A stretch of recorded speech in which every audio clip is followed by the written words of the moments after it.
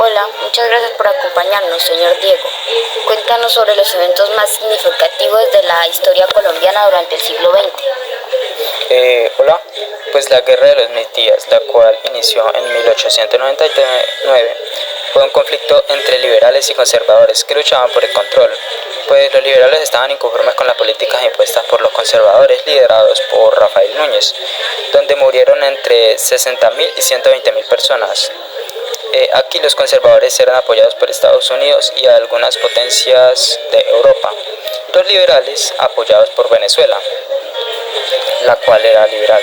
Afortunadamente, en 1902 terminó con el Tratado de Neerlandia a bordo del buque norteamericano Wisconsin. ¿Qué sucedió después con Panamá?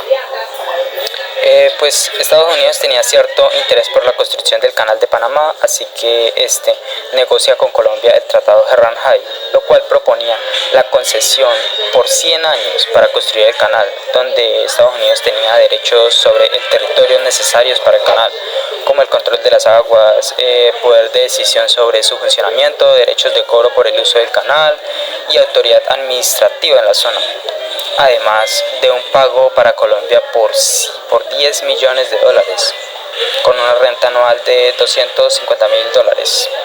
Sin embargo, en agosto de 1903, el Senado colombiano rechazó el Tratado de Ranjay, ya que consideraban insuficiente la compensación económica y habían preocupaciones sobre la soberanía nacional y un temor sobre la influencia de los estadounidenses.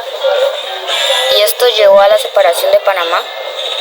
De hecho, sí, el 3 de noviembre de 1903 se da la separación de Panamá, liderada por José Augusto Arango, Manuel Amador Guerrero y otros separatistas. Este territorio era un departamento de Colombia conocido como el Istmo, y debido a que los panameños desde el siglo XIX pretendían la independencia, aunque se habían incorporado voluntariamente a Colombia, estaban inconformes con las políticas de este, sentían que no les daban la autonomía necesaria, al igual que los tenían abandonados, pues habían cerrado hospitales, escuelas y negocios, ya que previamente había ocurrido, como dije anteriormente, la Guerra de los Mil Días, y en Panamá la mayoría eran liberales y habían quedado un tanto frustrados debido a la victoria de los conservadores, así que a pesar de firmar el tratado no estaban muy cómodos.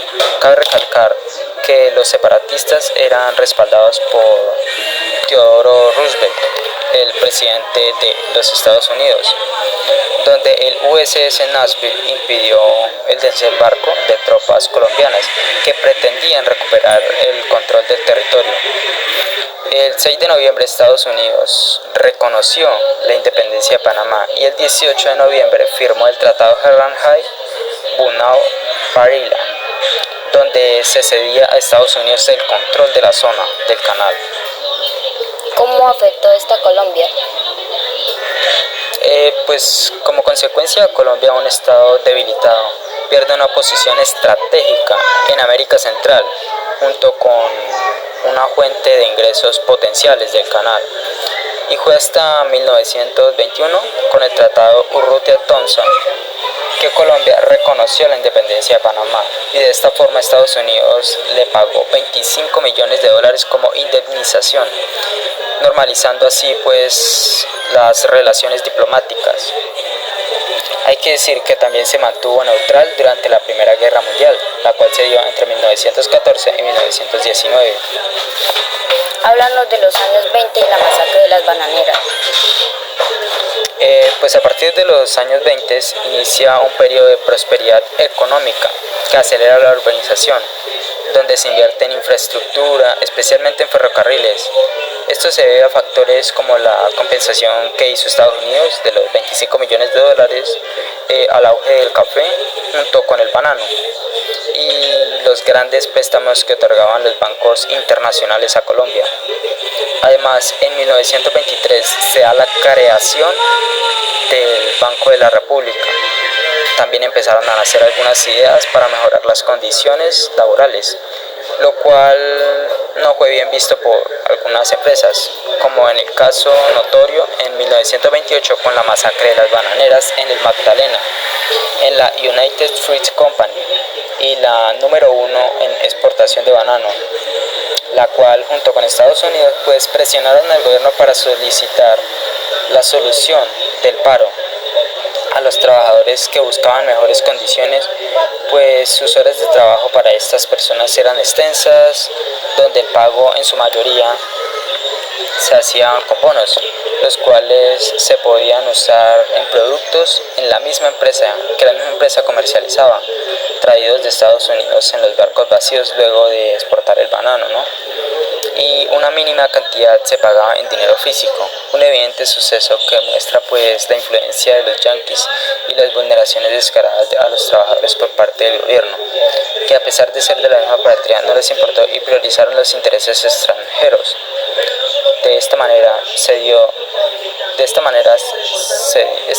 Esta masacre pues se dio debido a un decreto en el que el presidente colombiano dijo que más de 5 personas no se podían reunir para este tipo de huelgas, y pues los trabajadores al no pues separarse, el ejército colombiano pues luego de 3 avisos abrió fuego. Las personas pues pensaban de que no iban a dispararle, pues porque eran soldados de la misma patria, ¿no?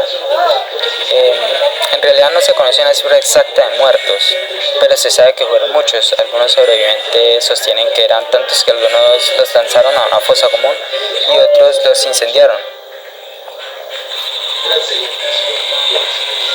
¿Qué impacto tuvo la Gran Depresión y qué otros eventos importantes ocurrieron en esa época?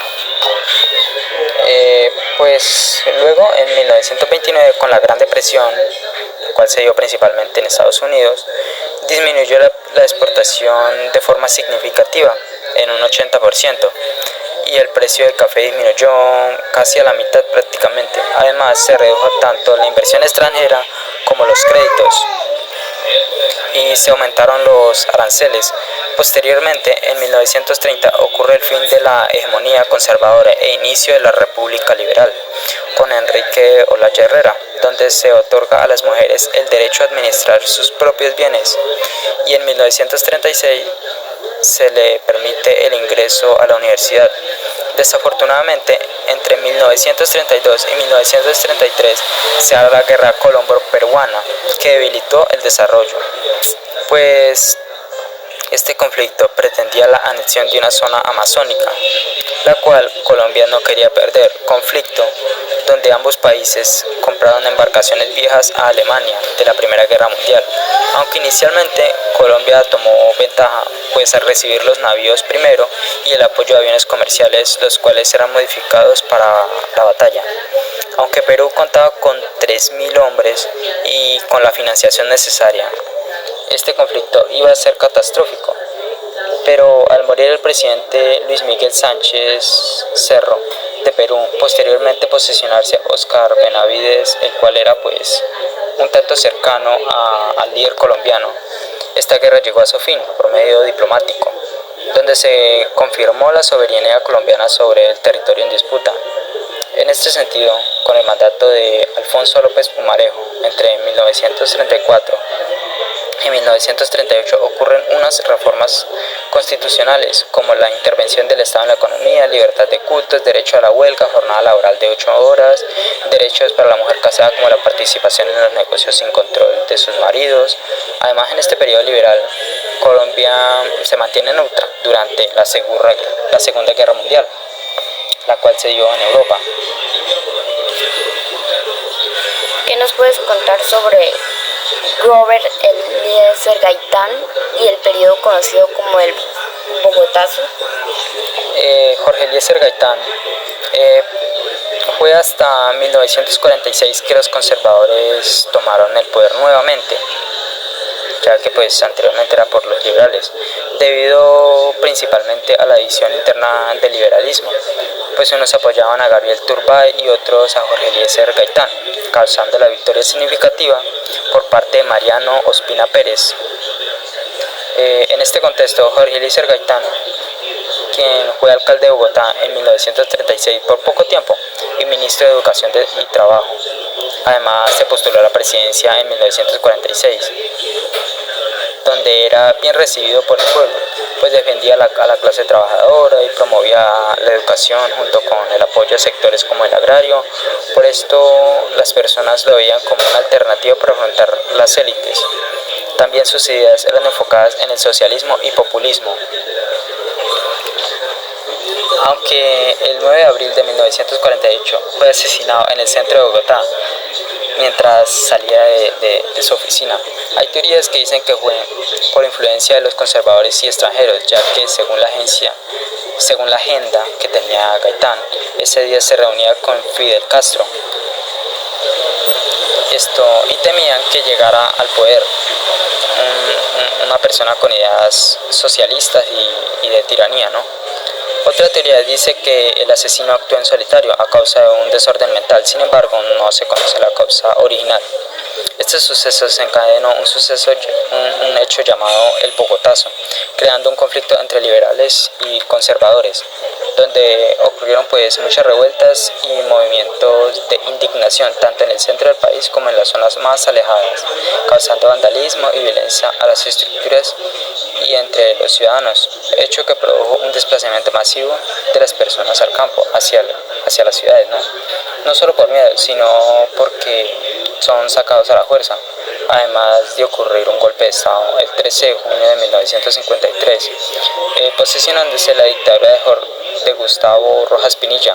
Aunque no todo fue malo, pues este implementó obras de infraestructura importante como una red de hospitales y la siderúrgica de Paz del Río para impulsar la industria de acero en el país. Además, introdujo la televisión en Colombia y otorgó el derecho al voto a las mujeres en 1954. Sin embargo, pues fue derrocado por una coalición civil en 1957. ¿Cómo evolucionó el conflicto en las décadas de 1960 y posteriores? ¿Cómo evolucionaba? Pues a partir de 1960 comenzó un periodo de mayor violencia y crecimiento económico, pero con dinero ilegal y lleno de sangre, pues surgieron distintos grupos armados a causa de la exclusión política del Frente Nacional, el cual no permitía a otros partidos políticos aparte del conservador y liberal. La influencia de la Revolución Cubana, la desigualdad social y económica, los problemas de la distribución de tierra, la falta de presencia estatal en zonas rurales, entre otros factores. Algunos grupos fueron las FARC, Fuerzas Armadas Revolucionarias de Colombia, las cuales se crearon en 1964, que surgieron defendiendo los derechos campesinos. El ELN, Ejército de Liberación Nacional, en 1964, el cual buscaba cambios sociales revolucionarios inspirados, por supuesto, en la Revolución Cubana.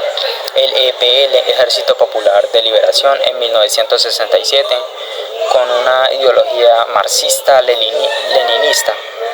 El M-19, Movimiento 19 de Abril, en 1970, como respuesta al presunto fraude electoral de ese año. También en los 70 nacieron unas nuevas élites ligadas al narcotráfico, Adicional a lo anterior, a partir de 1980 se expande la educación superior y del mismo modo ocurre el auge de los carteles de Medellín y Cali, que exportaban drogas a Estados Unidos, aunque los grupos armados no se quedaban atrás, ya que estos también traficaban. Esta actividad pues incorporó gran cantidad de dinero ilegal al territorio, pero pues ilegal y lleno de sangre. También se aumentaron los secuestros, atentados terroristas y asesinatos juntos con la corrupción, pues con la compra de políticos, policías y funcionarios del gobierno que favorecían los intereses para los narcotraficantes. Entre ellos el más peligroso fue Pablo Escobar Gaviria, quien llegó a controlar el 80% de la cocaína a nivel mundial. Y al intentar expandirse a los carteles de Cali, la violencia pues se aumentó. Este personaje cometió muchos atentados, tanto para el gobierno como para la población civil. Sin embargo, gracias al trabajo constante de la policía, dando como desenlace su muerte en diciembre de 1993 durante un operativo en Medellín, donde fue abatido a tiros mientras huía.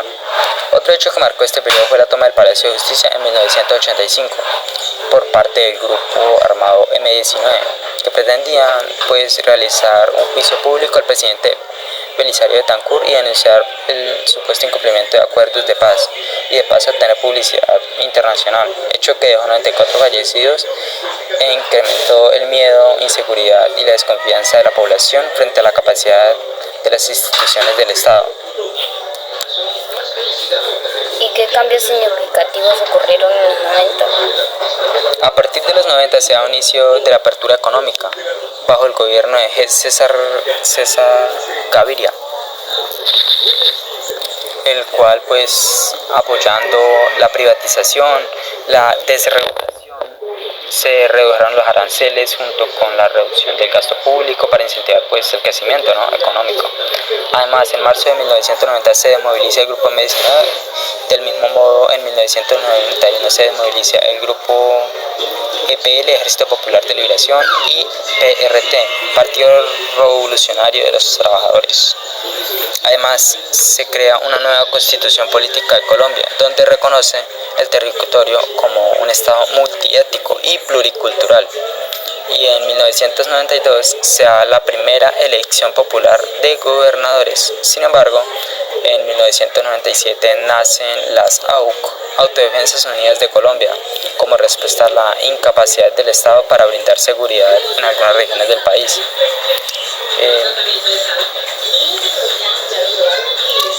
Frente a las guerrillas, ¿no?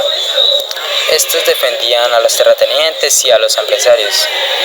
A pesar del intento de paz en 1999, el cual inició en Ecaguán, se da una ruptura en el 2002. Muchas gracias por compartir esta detallada historia de Colombia con nosotros, señor Diego. Gracias a usted por permitirme compartir estos eventos tan importantes de nuestra historia.